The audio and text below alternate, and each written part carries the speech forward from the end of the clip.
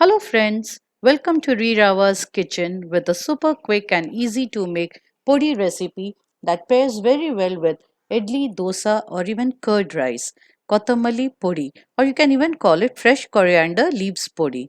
Do try it out and send your feedback. Also, if you like my videos, please like, share and subscribe to keep me motivated.